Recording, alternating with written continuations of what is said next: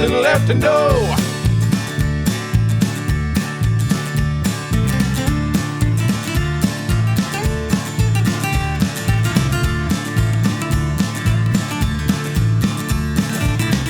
You're listening to Phyla and Fandom, a podcast ran by two furry scientists, your resident zoologist, Dr. Wildlife, and bug lover me, Nasi.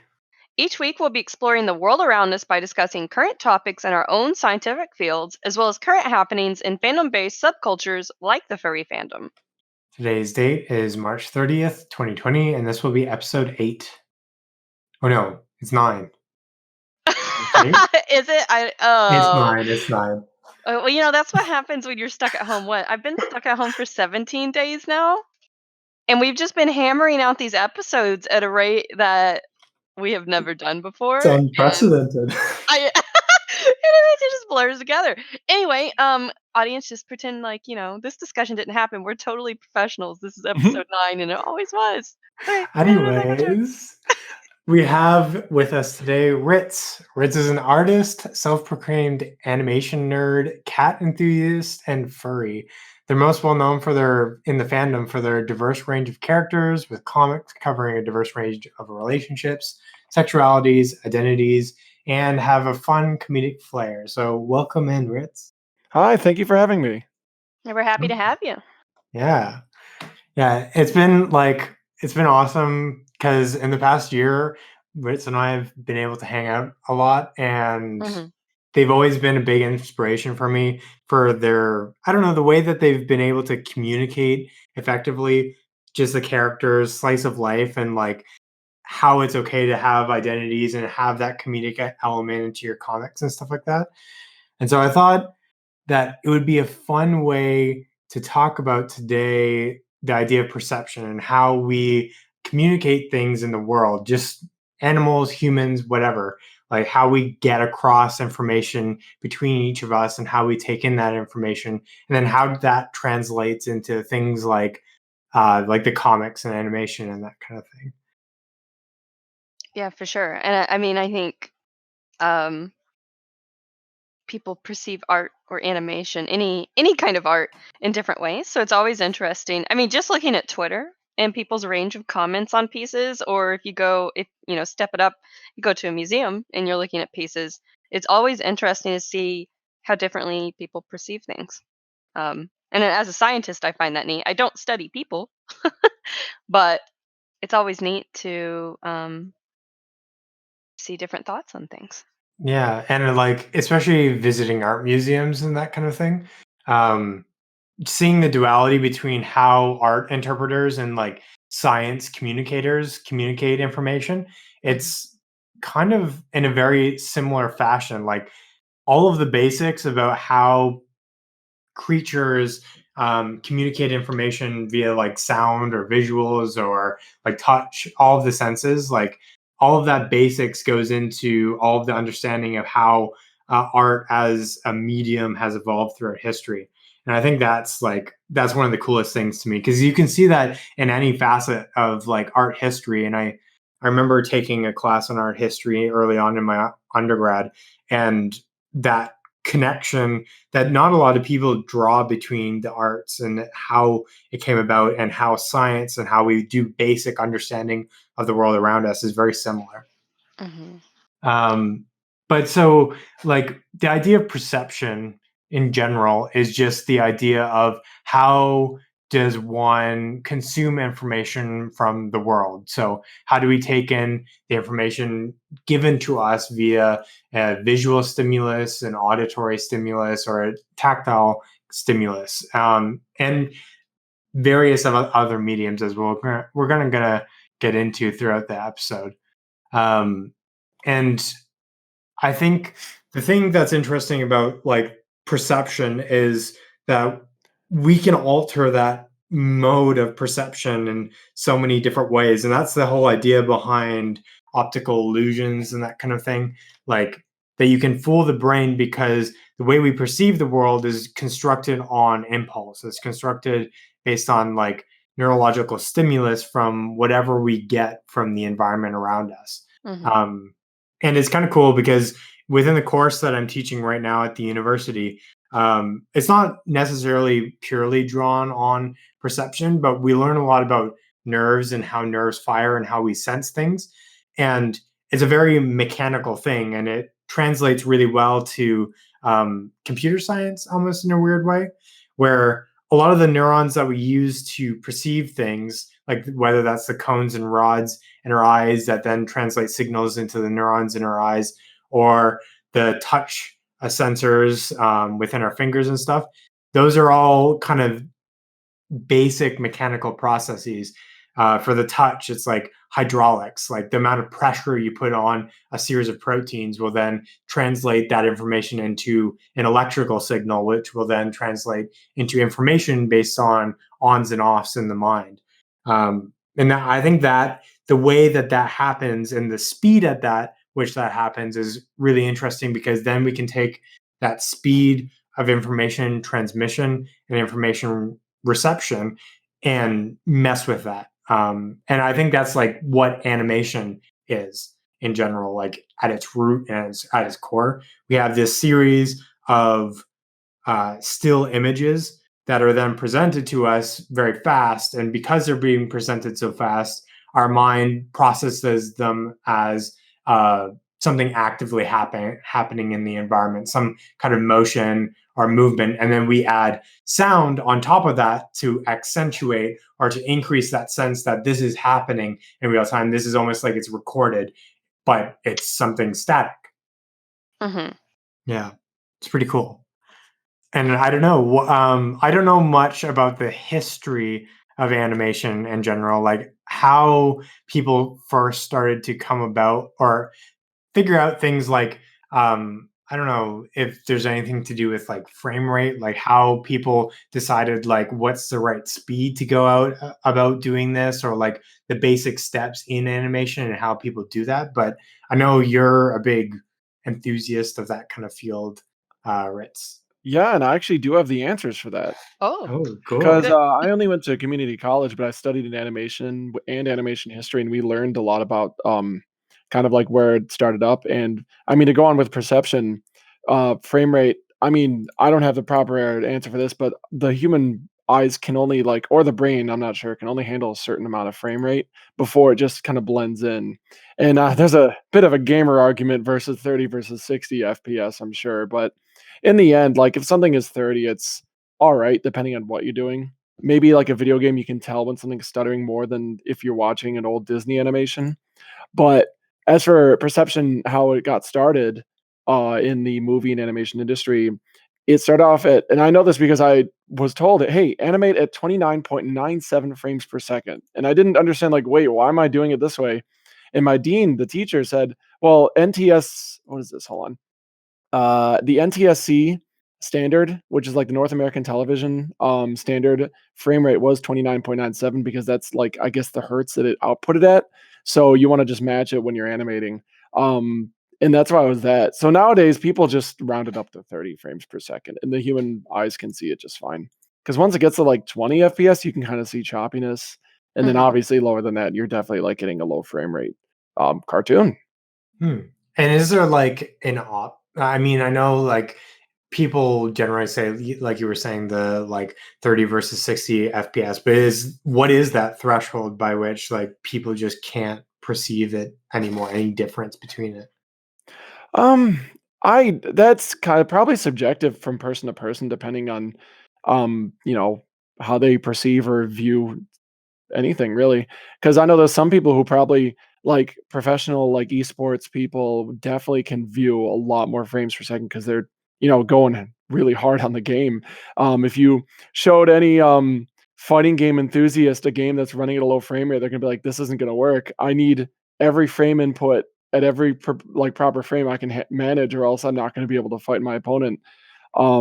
So it's really kind of subjective, who can handle what. I'm sure if like I showed my sweet mother anything that's like 20 to 40 FPS, she wouldn't really notice a difference. Heck, probably even less. She just appreciate it. Yeah. That's totally fair. That makes sense. And then I know that one of the big things in the animation industry in terms of like making there's like the least amount of effort to get the same quality of product out is to do a bunch of like intermediate frames that aren't necessarily the full motion or the full action, but they're like smears to make it so something looks more fluid than it might have actually been animated. And Oh, I and think, yeah, I think yeah, that's just like an interesting thing in animation because that's part of that perception. And it's yeah, I mean, it can be easily ground down to so we go for a standard, let's say 30 FPS animation, which the reason it's just like a proper number like that is if it's divided by 2, it's 15 because like that means you just really need to worry about drawing uh how does it work? You draw on twos pretty much, and that way you're not going crazy just drawing frame by frame because then it's a lot going on at once. But let's say you have an animation where a character is, I don't know, getting launched into space and it lasts for 3 frames. Well, or if they're throwing a ball in the last 3 frames, it's like that arm is just going to go from like up to down and then it's not gonna have as much impact as you said, they did a smear where you're gonna draw it's like, what happened in between those frames? Let's draw the arm just stretched out so you can really see the motion without needing to draw, like at 90 FPS, and you're gonna draw the arm moving, which actually, weirdly enough, if you did that, it wouldn't look as good as the smear. The smear is like a very just pleasing look to it, for a cartoon. yeah, and I wonder if that speaks to like the way the actual mind, like the mind actually processes it. Like, I'm sure we don't capture it in our minds as singular frames as an action. Like we can get to that via like film and recording and stuff. We can see each of those motions, but when we see it like through our eyes, I'm sure there's like some blur associated with it. So that's probably why smears work so well. Yeah, because I mean, I'd assume because in real life, it's the light reflecting back into your eyes, and that's the image you're processing. And even a real person's arm in that 3 frames it took them to throw the baseball is smeared. So it's like a really creative way artistically to just recreate it, just smear the heck out of stuff. And it's funny how it's not even at the limitations of 2D art. You've probably all seen smears of 2D art where there's just like the animator on, let's say, Bugs Bunny drew 30 eyes just bouncing around, and that's only 1 frame. But it's really neat to see a lot of like stop motion, like the company Leica does 3D printing models and they're puppet animating them and they actually 3D print smears. So there's just like a character that just has like 20 eyes smearing across their face because they did it for that 1 frame and it's so cool. Hmm. Huh. That's cool. Like it is it like a wait, what's Paranorman, oh Coraline, yeah. Missing Link, stuff like that.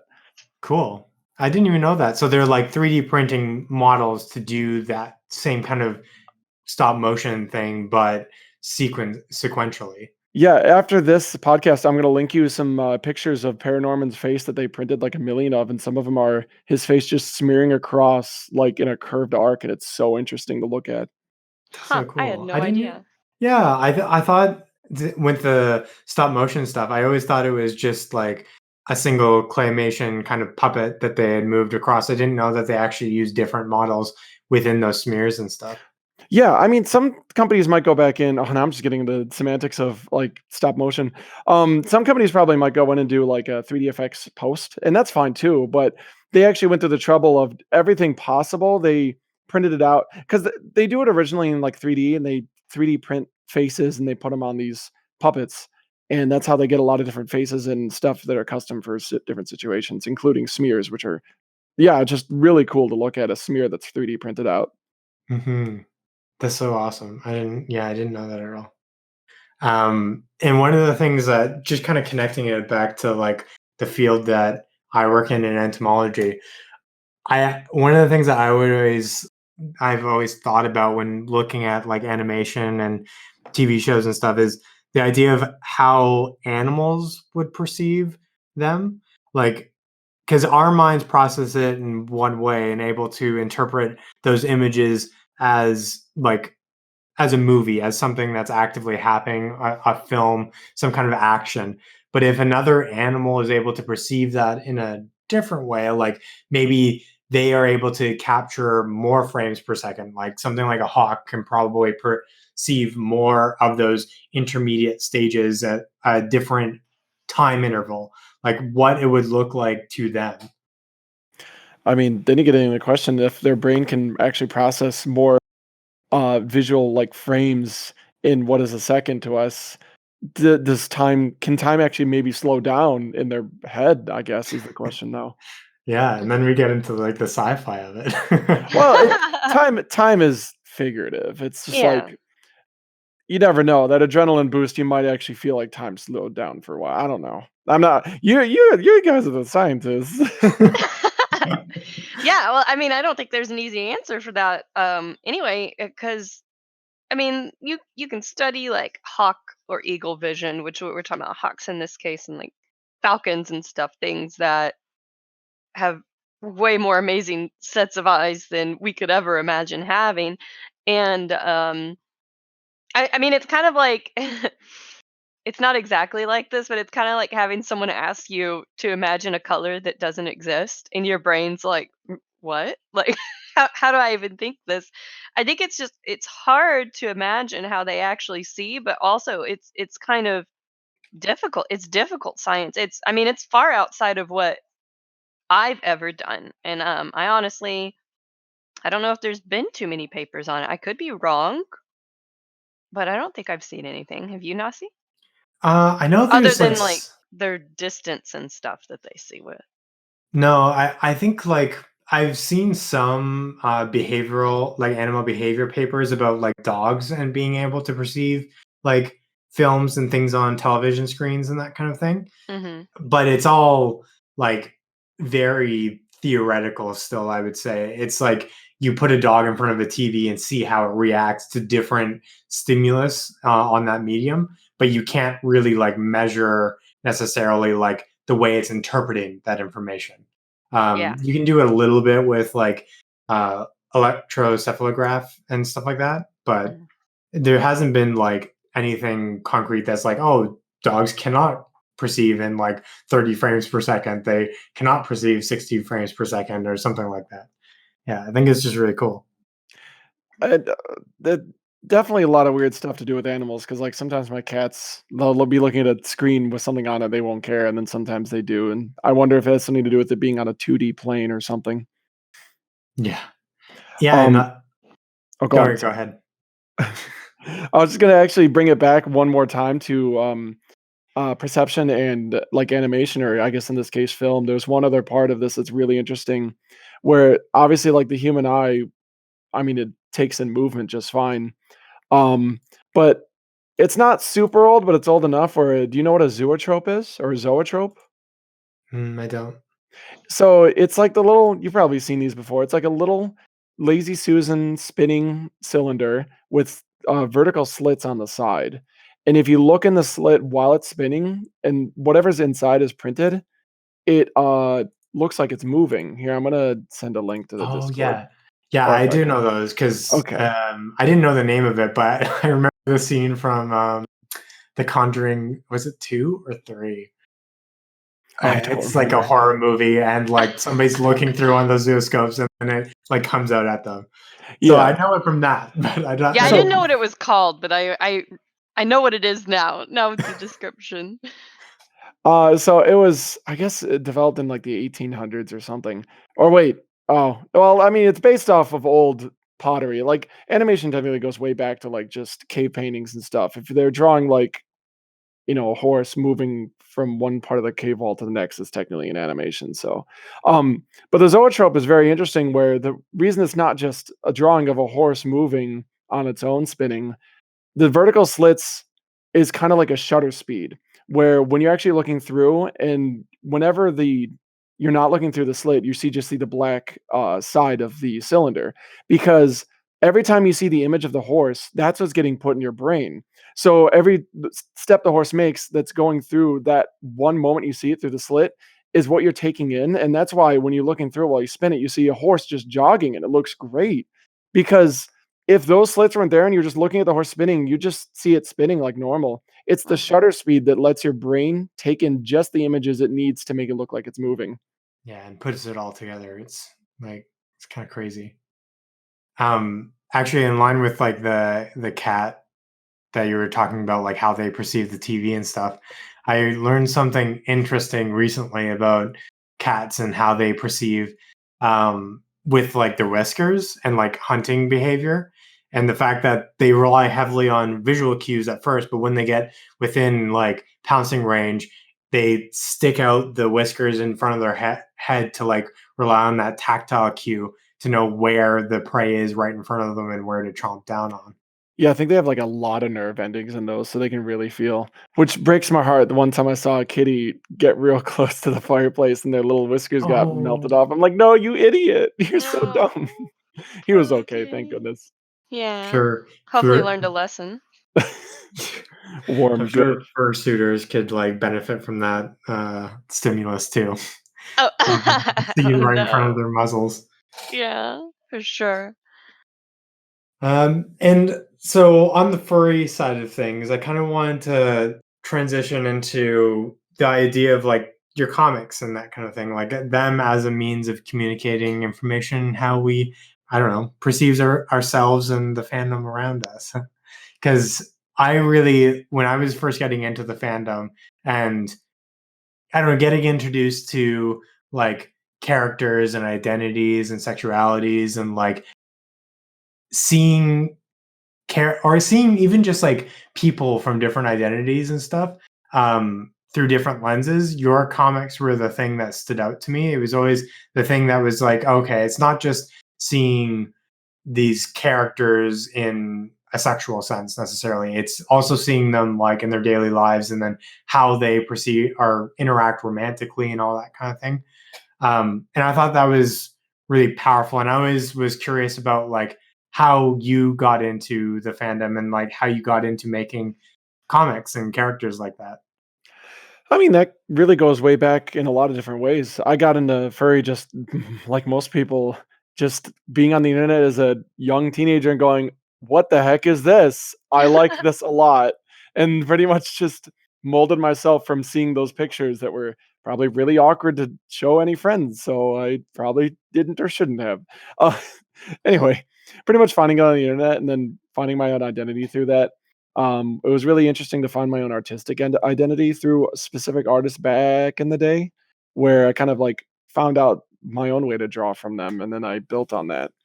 Um, and comics, I mean, I wanted to do since I was a kid, I wanted to do like comics a little bit, where I was like drawing a little comic called Onion Man, and like he's just like it's pretty much like SpongeBob had existed before it existed. It's just like a dumb character that was an idiot for the sake of jokes. But then, like, as time goes on, I'm drawing and drawing, and then animation school, like, and I'm just like, "Oh, I'm gonna graduate and go to an animation job," and that didn't happen, but you know what? I'm kinda glad it didn't, and I'll get to that another day. But from there, I learned not only animation doesn't just apply to actual animating, but it applies to sequential art, and comic books are a form of sequential art, like storyboarding, comics, and I was really enjoying it again, where I'd actually put more and more work into it, and I kind of like learned a lot by reading comics and looking at others and then self-taught a lot. So in a way, it's just more perception of animation movement because it's not just drawing a scene. I'm actually like trying to play out like what's happening here, what's important to give to the viewer of this scene that's supposed to be happening. So it's kind of like a little bit of writing plus movie work, storyboarding, but in a comic form where you don't have to have every specific movement. Um, and that's where I am lately. Like right now, I have a comic that's just finishing up, and I'm really excited to start my next one. Yeah, your last one was really good. Oh, thank you. I I think so to get on the comics really quick, obviously I work on a lot of adult art, so hopefully you're of age if you're looking at most of it. But one of them I did was actually PG-13 a little while ago, and it's still kind of one of my favorites. So the next one, it's not going to be PG-13, but a lot of it is going to be more of a story with an arc instead of just I don't know how to describe it. Instead of just what I've done mostly, where it's just like, here's a scene, here's the two characters, now they're wrestling. You know what I mean? Yeah, yeah. Yeah, it's kind of cool because that storytelling element to it, I was thinking about a lot because last week we talked with Riley Cat, who does a lot of science communication and does a lot of like public communication in that way. And the way that you connect with people in science often is through the enthusiasm and that connection, that personal feel of like discovery. And within your comics, the thing that I notice a lot is like you still have a very emotional connection at the throughout the story of the comic. Like there's something that's drawing you to these characters and like understanding who they are. And then there's like learning about things about their everyday life and all about them that I don't necessarily see in a lot of like comics within the fandom. There are lots of great like artists and great works within the fandom, but yours specifically, I just noticed and was drawn to that fact that they focus on the people and then gets you invested in who they are. And I think that element of storytelling is a really powerful thing. I think I think I'd like the lot of reason that's what I've been doing lately, and well, I guess for a while now, is because I grew up, like, even when I was a little kid, I'd be daydreaming all the time. That's probably why I did terrible in school. I did awful in school because I was just daydreaming all the time, and then I wanted to be the class clown. And I'd hang out with my friend in the backyard, and we just, like, no joke, I'll straight up admit, I was role playing Sonic the Hedgehog with my friend, and I was, like, 6 years old. Um, and I've just been doing that ever since, and now I'm obviously, like, very much an adult, but I still like to daydream just ideas and characters, and even just now, about 10 minutes ago while we were talking, I was thinking, like, why is that? Why don't I just draw, like, an image of someone's character or character and go, "That's it"? Why do I wanna tell their story? Why do I enjoy writing a character and knowing, like, what kinda car do they drive? Where do they go for work? Do they like coffee? I don't know. I think it's because me and my, like, I guess my gender identity, my sexuality, I prefer to find out who the person is and see if I like them a lot, and then I can form connections. So all I wanna do is make characters I might be interested in, or maybe they clash with me, but I'm still finding them interesting and build on that. And I write these characters with a story hopefully, and then maybe someone else will be interested in them too, I guess, if that makes sense. Yeah, no, that's awesome. And do you have any like inspirations or resources like even outside of the fandom or whatever you read early on that kind of instilled those ideas of like how to convey that or how to think about that? Oh gosh, I mean, I've that is a question I can barely answer just because 'cause I'm, like, pulling from a lot of things I've read. I'm not the biggest book reader, but I have read some, and then I'm recently trying to get more into audiobooks. I listen to a lot of podcasts, and I watch a lot of game streamers, so what's fun about that, maybe I can kinda tie it in, is you when you watch one person for years, you do get invested in their life. You wanna see the streamer come on, it's like, I don't care about the game, I wanna hear about what kinda weird day he had. Mhm. But it's not just that, like, I used to watch a lot of shows. I've definitely gone through all of, Cheers and Frasier, so I'm like, I get the dynamic of a silly sitcom. I am a big Trekkie, so there's definitely, like, a lot of, ethics and sciencey questions in there that really get interesting in a storytelling aspect, not just, like, sci-fi itself, but it's, like, the reason I love Star Trek is the characters and how they're gonna handle a situation, not the explosions or anything. So, maybe that's all kind of has something to do with it. I don't know. That's cool. And it's something I didn't think of when I was reading through like your comics or your characters is the idea that like a lot of the inspiration could be drawn from sitcoms or like those dynamics and like how to break tension, I think is the best thing is like a lot of like writing for me because I haven't read much comedy, but like is there is a lot of tense situations, especially in sci-fi and fantasy works. Like you get this build up, but within comedic elements, you get this slow like build up and then quick like breaks to that tension, and then that happens a lot in your comics. And I think that's really cool, and I didn't think of that before.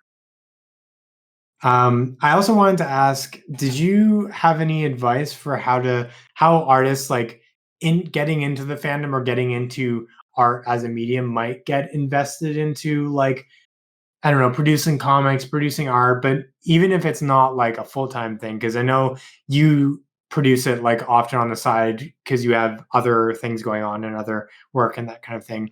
And the cons, especially as you've said, um, they're not fully focused on just producing art and that kind of thing.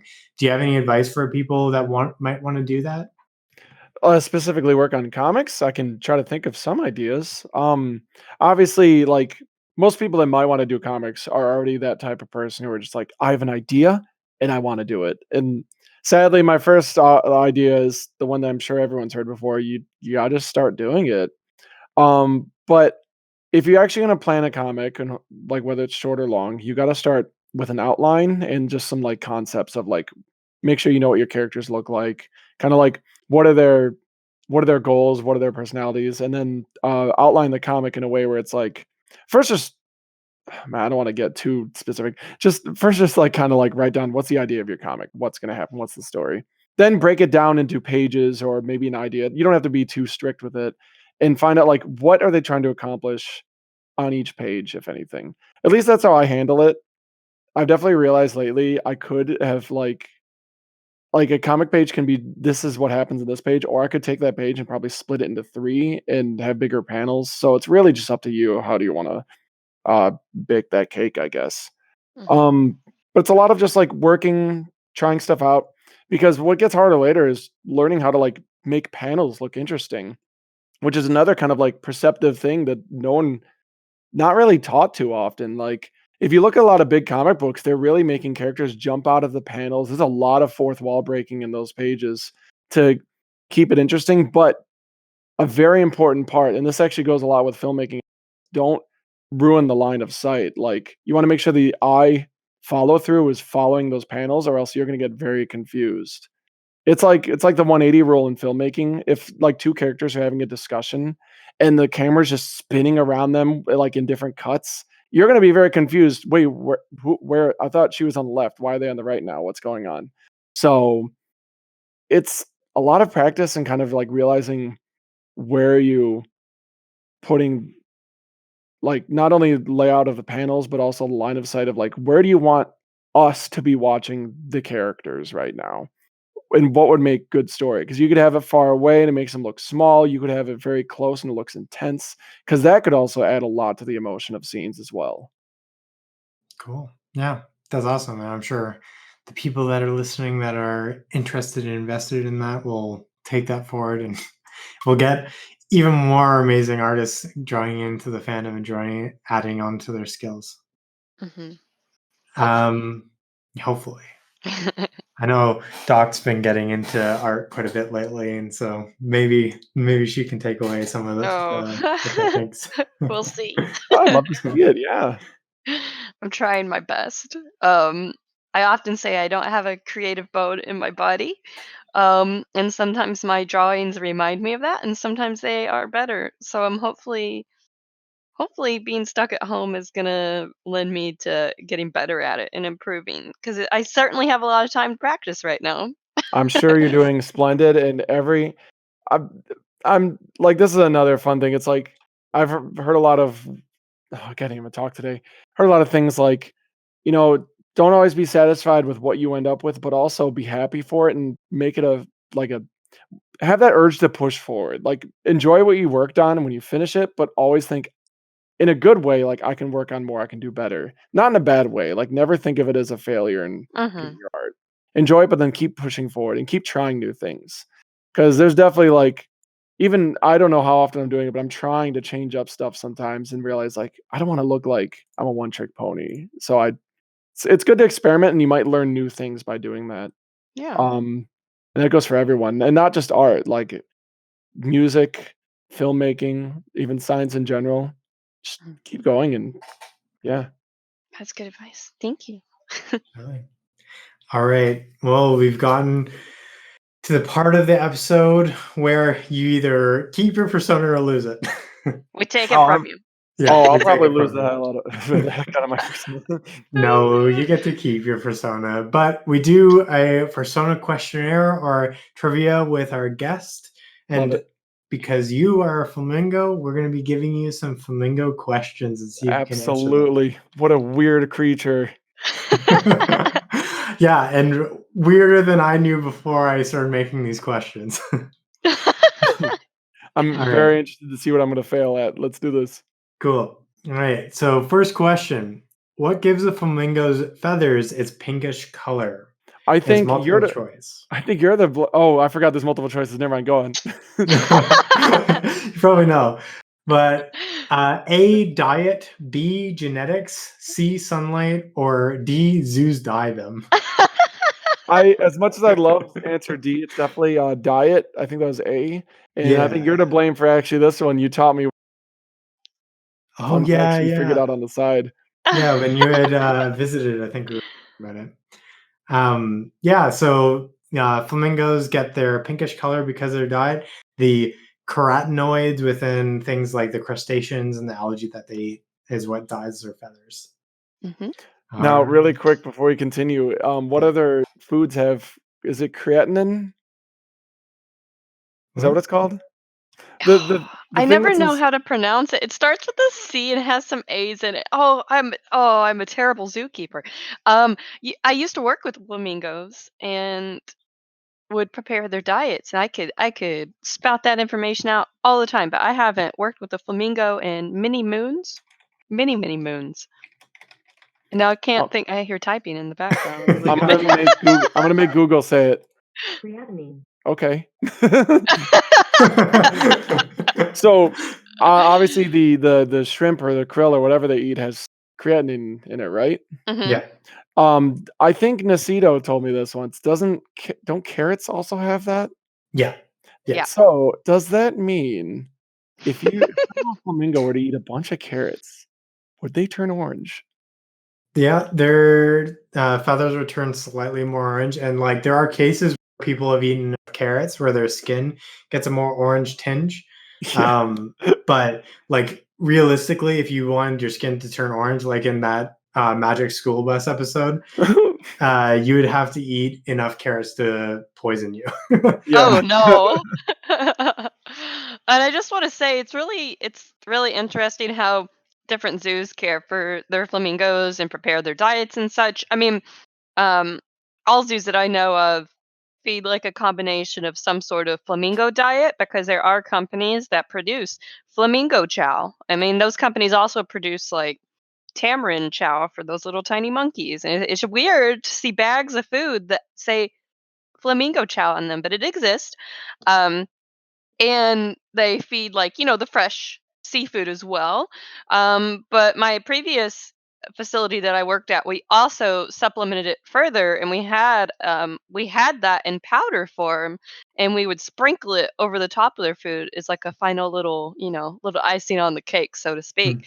Mm. And because of that, our flamingos, I'll have to look up pictures and send it to you guys at some point. But our flamingos were like the brightest you would ever see, and they were so healthy and so beautiful. And I think it's I think finding it in powder form, it can be really difficult or maybe really expensive, so a lot of facilities, don't do it. It's not like a required thing, it's just like an added bonus.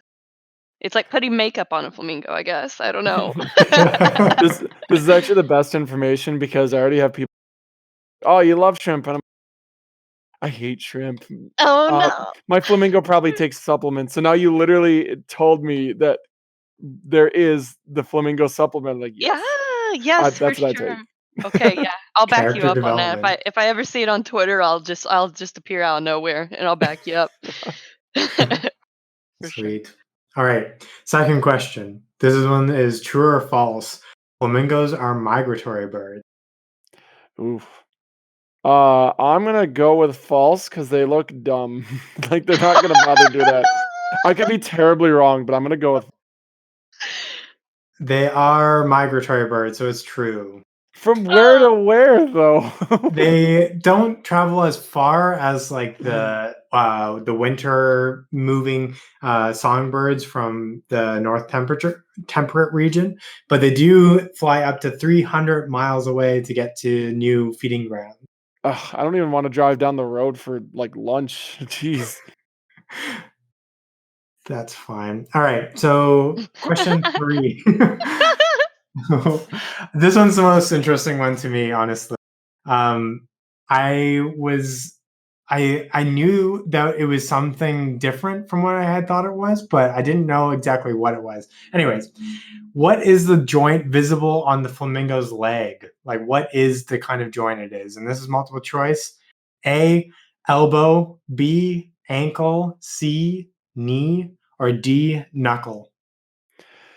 After I learned what happens with a horse's legs and how disgusting that actually is, I don't know the answer to anything like this anymore. Yeah, trust me, I've heard that a horse is just like a giant hand. Those are the hooves are just big fingers. Anyway, uh, It's true. It's true. uh, God, I feel like it's not gonna. No, it's ankle Yeah, you're It right. is. It's You're B. It's right. ankle. Yeah, because it's I so looking weird. looking at a bird. I'm just thinking about it. The knee's gonna be like up in that little like round, tasty turkey body it has. So it's definitely not the ballpoint. That's actually like during this whole discussion and listening to you try and figure out the answer, I'm like picturing some sort of cartoony flamingo, little fluffy boy up in my head, and I'm like, I just pictured like a little chunky knee somewhere up in those It is. feathers That's for sure. exact. It's just a stick, but there's like a bulbous zit in the middle. Oh my Oh. god. But yeah, yeah. So it is an ankle, and that's why it bends backwards. Like it's not like a knee where it bends Oh my forwards. god, that makes so much sense. Yeah, and so they can rest on it. There's pictures online of where you see flamingos like resting on the like last part of their leg, and that's because it's like the actual remainder of it's like the foot. This means I could draw the most terrifying picture of my persona with just extremely long ankles, and I don't like this. Yeah, that'd be good. The true leggy boys. Yeah. Oh my gosh. All right, question 4. This one's not true and false. Only female flamingos look after their young. I wanna say false because someone showed me a picture of, like, one flamingo putting the beak on the head of another flamingo, which is, like, then dipping it like some sort of fountain system into the baby flamingo's mouth, and it looked like a ton of, like, red viscous blood was pouring out over their head, but instead it was, like I think it was, like, the food, like the shrimp or something. So I'm gonna go with false. Sorry, weird fact of something I saw that I know nothing about. I'm gonna go with false. I think the men also help, but I don't know. Yeah, you're correct. That is false. The male flamingos help as well. They're both invested in raising the young, and like the males will even, as you said, they'll even feed the offspring, which is usually not the case in birds. Usually, the female birds will feed the young, and then the males will kind of do their own thing, or they'll like bring food to the female to have her eat. But both of them feed the young in this case. Pretty cool. Yeah. Yeah. All right. And so question 5 is kind of a little bit more connection to your animation background. So flamingos were used in what sport in Disney's 1951 film Alice in Wonderland? A, baseball, B, cricket, C, golf, or D, croquet? Oh god, I hate that I don't know this right off the top of my head. Alice in Wonderland is so good. I feel like I've seen like all of these, but I think I blame like Hanna-Barbera's Flintstones for ruining that. I've seen so many animals be like you grab them at the ankles and you just flip them and they go straight and you hit them with a bat or anything. God, I don't know. Uh, cr- I don't even, what the heck is croquet? I want to say weirdly, I'm gonna get this wrong. I'm gonna go with cricket because for some reason I feel like I saw something like the peg. I don't know. I'm gonna go with cricket. It's close. It is croquet. No, So croquet is like it's like kind of like golf, but you hit the ball through hoops on the ground. dang Yeah. it! It's in my head. I remember that scene. I think. Oh well. Ah, well, you did pretty good. Pretty good. Way I failed Three my out of five. animation quiz. What was that? Yeah, Was that three? 3 out yeah, of 4? 3 out of Yeah, 5. that's pretty good. Pretty good. We're not gonna take your flamingo away from you. No. Um, so in addition to our trivia that we do with our guests, we also do trivia with our listeners, and that trivia is called Guess Who, which is hashtag Guess HOO, like the Who the owls make, because we love puns sometimes. Um, so these are weekly trivia questions where we play an animal vocalization. You have to guess the species. Participants will have 1 week to get their answers in by emailing us at philandfandom@gmail.com or by making a tweet with that hashtag. The first to get the correct answer will get a shout out in the following week's podcast when the answer is revealed. And speaking of answers, here's the audio file from last week's episode.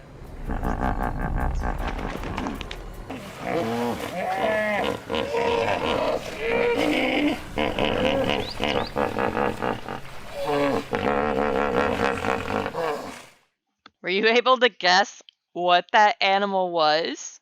Well, it looks like this one kind of stooped a lot of our audience because we actually didn't get any submitted answers for this.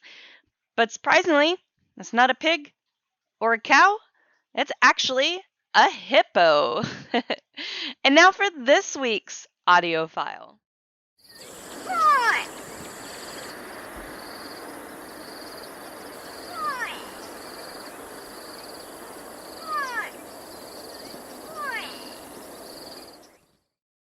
Think you have an idea of what that could be? Let us know. You can let us know by using the hashtag #GuessWho in a tweet or sending your answer to us at phylaandfandom@gmail.com. As I said earlier, the first to get the correct answer or the closest answer will be featured in next week's podcast. So that leaves us at the end of episode 9. If you are wanting to support our podcast, there's a few different ways that you can do it. One is by supporting us on Patreon at patreon.com/Phyla and Fandom. We also love just getting follows. You can follow us on Twitter underneath Phyla and Fandom, Facebook, and as well as subscribe to us on YouTube under Phyla and Fandom. If you're looking for our individual platforms, you can find me on pretty much anything from Twitter, Instagram, and Facebook and YouTube just under Dr. Wildlife. Nasi, where can we find you? You can find me at Entobird on any platform from YouTube to Twitter to Instagram and Facebook. And Ritz, where can we find you? Lately, I'm definitely on a lot of Twitter. You can find me at Twitter/Rittsrotts, Rittsrotts. I'm also on it for Affinity as Ritz. I also have a Patreon. It is patreon.com/ I don't really know how it works. Ritz as well. I finally changed it so I can actually read it and remember it. Otherwise, that's mostly it. I do have a YouTube, but I don't really do much on it, so that's not a big deal. And yeah, I'll Ah, just leave it at that. yeah. Well, I'm sure people have fun following you on those platforms that you did just mention. And if you get to the YouTube, it'd be an added bonus to find you on there. You'll see some real old animation stuff. Awesome. Well, now I'm curious. I'm gonna have to go Yeah, look at no, one of I those. bet. But yeah, that is it for episode 9. Check back next week for episode 10. Sweet. See ya.